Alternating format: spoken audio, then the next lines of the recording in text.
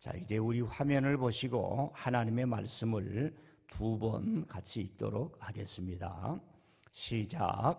루스드라에 발을 쓰지 못하는 한 사람이 앉아 있는데 나면서 걷지 못하게 되어 걸어본 적이 없는지라. 바울이 말하는 것을 듣거늘 바울이 주목하여 구원받을 만한 믿음이 그에게 있는 것을 보고 큰 소리로 이르되 너의 발로 바로 일어서라 하니 그 사람이 일어나 걷는지라. 다시 한 번만 읽겠습니다. 루스드라에 발을 쓰지 못하는 한 사람이 앉아 있는데 나면서 걷지 못하게 되어 걸어본 적이 없는지라. 바울이 말하는 것을 듣거늘 바울이 주목하여 구원받을 만한 믿음이 그에게 있는 것을 보고 큰 소리로 이르되 내 발로 바로 일어서라 하니 그 사람이 일어나 걷는지라.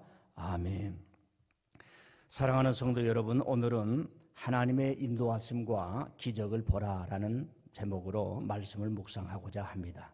다시 한번 이 온라인 기도에 참여하신 여러분들에게 하나님께서 은혜 주시기를 바랍니다. 기도로 살고 기도로 자신을 깨우고 기도로 하나님과 동행하는 일을 할 때에는 하나님의 큰 기쁨의 은혜를 얻게 됩니다. 여러분들이 근본의 기도회를 통해서 여러분의 삶에서 신앙에서 기도와 함께 살아가는 그런 인생이 되어서 기쁨의 샘이 콸콸 쏟아지는 그런 역사가 지속되기를 바랍니다. 저는 어제 많은 문자를 받았습니다.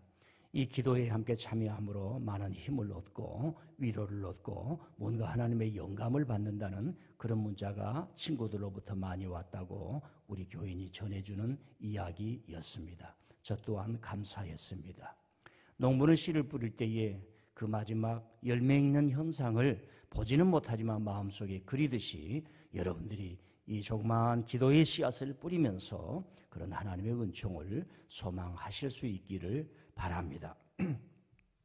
오늘 읽은 성경 말씀은 바울과 바나바가 안디옥 교회의 파송을 받아서 1차 전도 여행을 하는 중에 루스드라라고 하는 지방에서 나면서부터 걷지 못하는 한 사람이 일어나는 기적에 대한 내용입니다.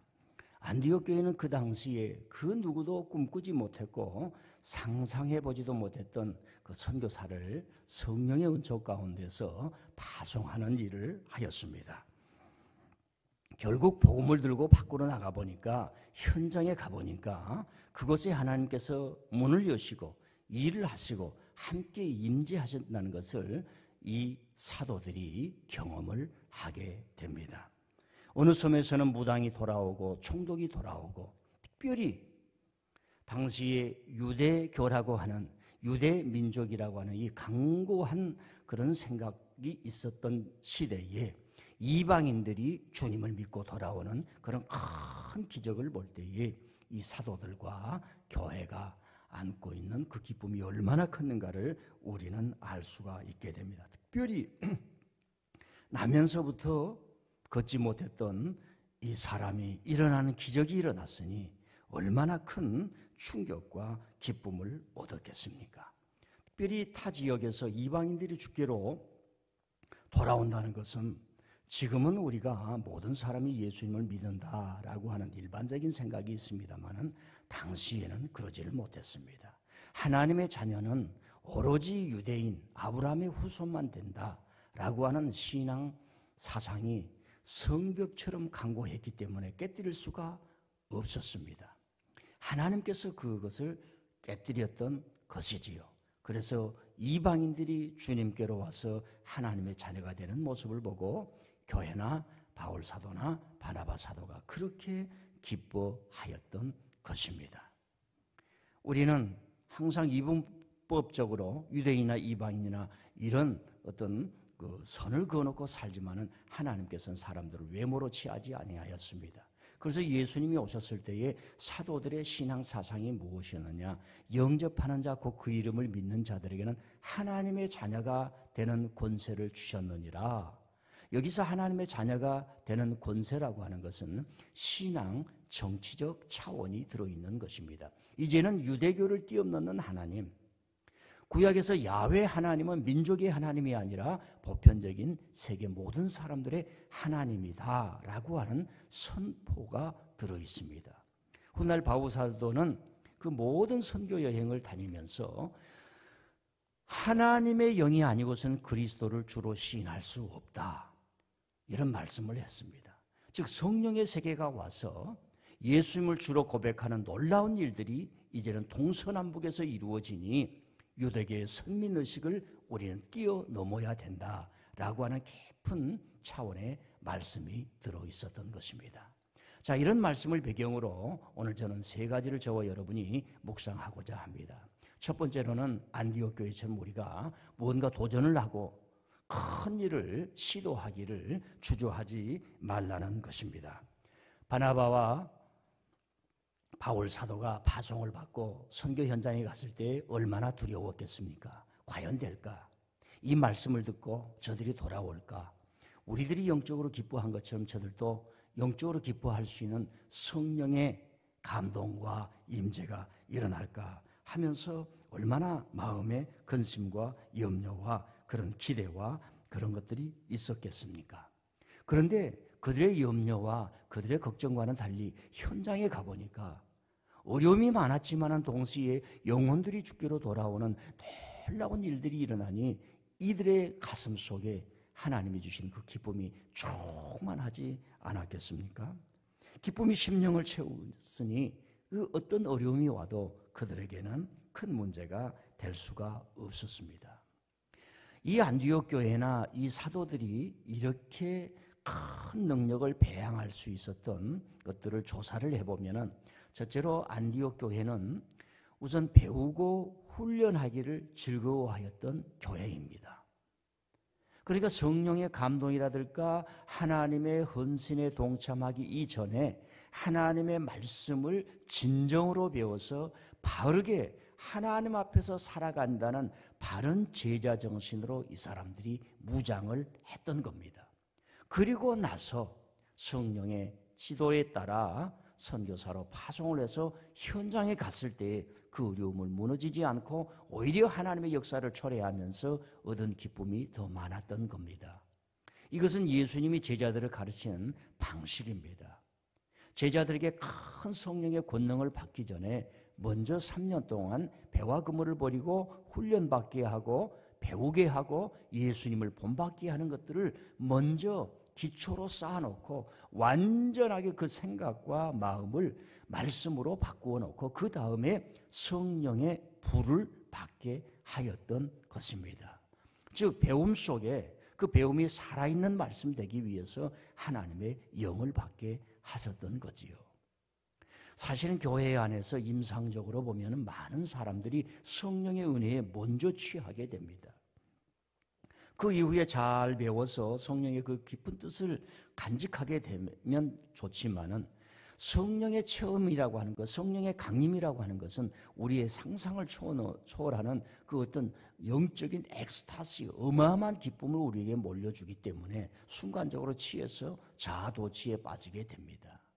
그래서 훈련하고 배우는 그 수고와 땀을 흘리기를 즐겨하지 않을 때에 성령은 사유화되고 개인화되고 실존화되고 사회 밖으로 나가지 못하고 하나님의 사명적 차원이 아니라 어떤 은사적이고 자기 내면적인 이상한 체험으로 끝나버릴 때가 많습니다. 그러나 안디옥 교회에서 파송받은 바나바와 이 바울 사도는 이런 것에 의해서 기초를 다지면서 하나님의 역사를 해나갔던 것입니다.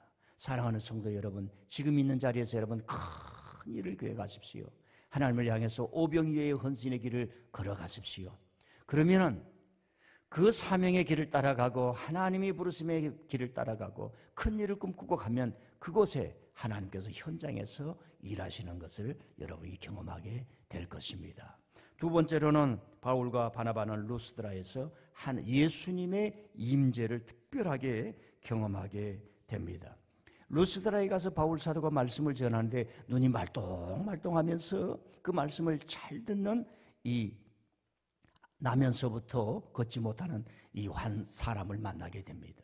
그럴 때 바울 사도에게 영감이 옵니다. 저 사람에게 구원받을 만한 믿음이 있구나. 여기서 구원이라고 하는 것은 우리가 일반적으로 생각하는 그리스도의 구속에 대한 구원이 아니라 치료받을 수 있는 것을 말합니다. 예수님의 능력이 임해서 지금 저 사람을 치료하는 하나님의 임재가 일어나겠구나. 이 영감이 왔을 때 바울 사도는 큰 소리를 외치면서 내 발로 일어서라. 내 발로 일어서라. 너의 발로 일어서라. 이 말은 너의 발로 일어서서 걸어가라. 즉 치료함을 받으라. 하나님의 기적이 일어날지어다 라고 하는 말씀입니다. 그렇게 외쳤더니 이 사람이 덜렁이 일어나서 걸어가는 일이 일어납니다. 주위에 있던 많은 사람들이 환호를 하면서 우리 가운데 신이 나타났다. 도저히 할 수 없는 신이 나타나서 이런 일을 하였다 하면서 바울과 바나바를 신으로 모시려고 하는 참 우픈 해프닝까지 일어나게 되었습니다. 여러분 주위의 사람들이 그 큰 충격을 받았겠지만은 바울과 바나바는 더 큰 충격을 받았을 것입니다.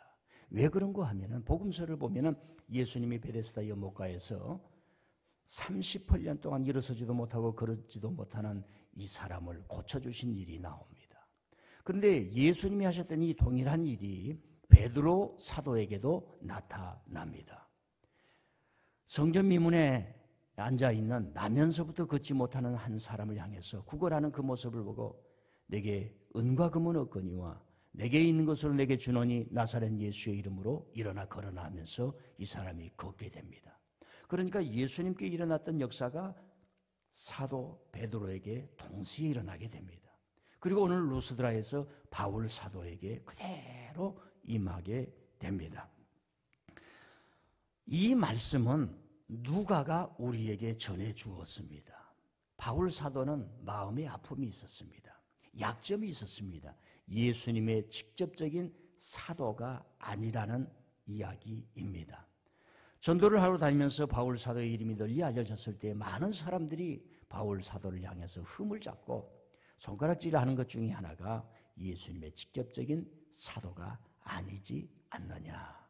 이 말을 누가는 바울을 대동하면서 동시에 듣게 되었습니다. 그러나 그들이 기도하고 하나님의 말씀을 전할 때에 베드로에게 임했던 그 하나님의 역사가 그들에게도 동일하게 일어나게 된 것을 눈으로 본 것입니다. 이 말씀의 의미는 하나님은 사람을 외모로 취하지 아니하시고 부르는 그 누구에게든지 동일하게 역사하시며 동일하게 임재하시며 동일하게 은총을 주시고 동일하게 가난한 자의 그 울음을 들으시며 오히려 더 사랑한다. 바울 사도는 예수님의 직접적인 제자가 아니지만은 하나님의 역사는 제자나 후에 성령으로 부름받은 사람이나 속사도나 동일하게 역사한다라고 하는 그런 의미가 담겨 있습니다. 그래서 예수님께서는 이런 말씀을 하셨습니다. 내가 너희에게 분부한 모든 것을 가르쳐 지키게 하라. 가르쳐서 지키게 하라. 그곳에 내가 세상 끝날까지 함께 있으리라. 예수님은 예수님의 직접적인 제자들에게 더 많은 은혜를 주시고 그 다음에 속사도들이나 성령을 통해서 간접적으로 제자된 사람들에게는 덜 은혜를 주시는 그런 분이 아니라는 말씀입니다. 하나님을 사랑하는 자, 그 뜻대로 부르심을 받은 자에게는 모든 것이 합력하여 선을 이룬다라는 말씀이지 않습니까? 사랑하는 성도 여러분, 여러분들이 하나님의 자녀여 믿음을 갖고 교회에서 건전한 신앙생활을 한다면 큰 일을 교회에 가서 꿈꾸십시오. 여러분을 통해서 슬픈 인생을 살아가는 나면서부터 걸어보지도 못한 사람을 향해서 사랑을 전해줄 것이고 나면서부터 가슴에 옹알이를 가지고 아픔을 가지고 눈물을 흘리며 살아가는 인생들을 향해서 주님을 증거해 줄 때 그것에 하나님의 임재를 바울 사도처럼 저와 여러분이 경험을 하게 될 것입니다. 우리 안에는 정말 하나님이 고쳐주시고 치료해 주시고 어루만져 주셔야 되는 눈물이 있고 아픔이 있고 열등의식이 있고 고통이 있고 사랑하지 못하는 미움이 박혀 있고 사랑하지만 사랑한다고 표현하지 못하고 좋아하지만은 좋아한다고 표현하지 못하는 그런 여러 가지의 것들이 있습니다. 내 발로 일어서라. 지금 일어서십시오. 내 발로 일어서라. 지금 일어서십시오. 하나님을 향해서 나가십시오. 하나님께서 여러분을 축복하시고자 하는 그 큰 꿈을 꾸십시오. 그러면 하나님의 임재를 경험하게 될 것입니다. 세 번째로 묵상하는 것은 안디옥 교회가 받은 기쁨의 보상입니다. 여러분, 교회는 교회대로 사도들을 보내놓고 과연 될까? 과연 이들이 얼마나 어려움을 당하게 되지 않을까? 이방 지역에 가서 이 말씀을 잘 전할까? 기도하면서 얼마나 많은 걱정을 했겠습니까? 이 두 사람과 그 선교팀들이 1차 전도 여행을 마치고 돌아옵니다. 그래서 사도행전 14장 27절에 보면 이런 말씀이 있습니다.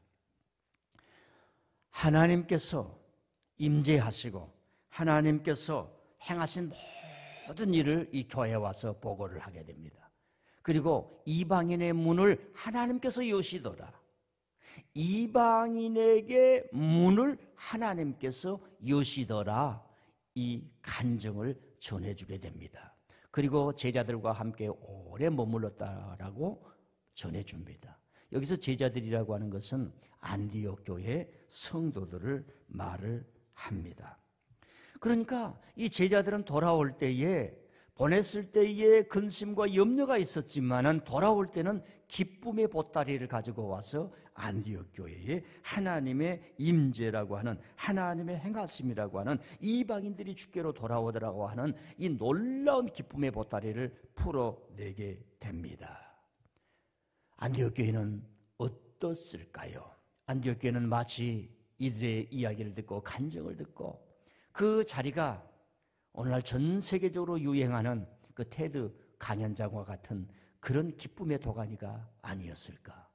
아니면 세바시 같은 그런 강연장처럼 기쁨과 웃음과 기대와 안도감에 취해서 뭔가 새로운 도전이 꿈꿔지고, 야, 우리가 저들을 잘 보냈구나, 성령에 순종하기를 정말 잘했구나 하는 그런 기쁨의 자리가 되지 않았겠습니까?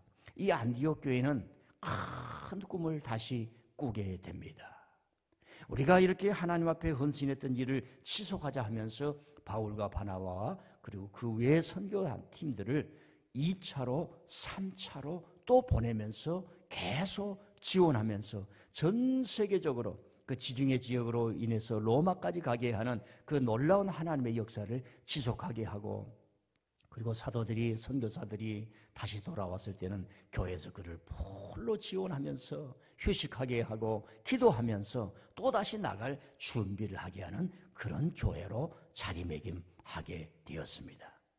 사랑하는 성도 여러분, 교회는 영혼이 주께로 돌아오는 그 기쁨을 먹고 사는 것이 교회입니다. 여러분들이 주께로 돌아왔을 때 여러분이 속했던 교회가 받은 기쁨이 얼마나 많았는지 모릅니다. 하나님은 한 영혼이 주께로 돌아온 것은 천국에 있는 천사들이 기뻐하는 것보다 더 귀하다고 하였습니다.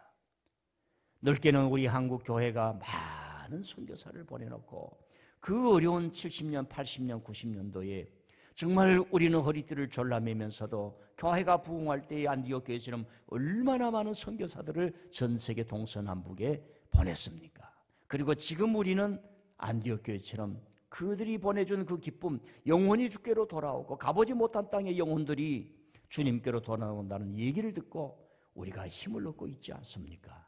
적게는 우리 교회를 통해서 또 여러분들을 통해서 영혼들이 주께로 돌아오고 하나님께서 문을 여시더라라고 하는 그 놀라운 하나님의 임재의 이야기를 먹고 사는 것이 교회요. 그 기쁨으로 힘을 얻고 또 다른 일들을 계획하는 것이 교회인데, 저와 여러분들을 통해서 그런 일들이 많이 일어나기를 바랍니다. 바울과 바나바는 그 당시에 소아시아 지역에 갔지만은 이제 우리가 가야 할 곳이 어딘지 묵상을 해봅니다.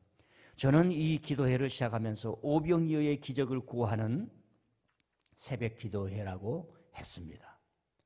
우리가 오병이어라고 하는 적은 헌신을 통해서 하나님의 큰 역사를 경험하자, 기도회라고 하는 적은 헌신을 통해서 큰 하나님의 역사를 경험하자라고 하면서 우리가 받은 은혜대로 주일날 감사 예물을 드리면서 지금 눈물을 흘리고 자기 가족을 잃고 민주화를 위하다가 군비에 희생된 미얀마를 위해서 기도하자 하면서 이 기도회를 이끌어가고 있습니다. 사랑하는 성도 여러분, 우리 주위에 아프고 슬프고 고통당하는 이들을 위해서 함께 기도해 주시고 관심을 가져주시고 언제 어느 때든지 하나님의 큰 능력과 권능으로 어둠 속에 빛을 전한다는 그런 교회상, 신앙관, 세계관, 말씀관을 유지하실 수 있기를 바랍니다. 자, 이제 찬송가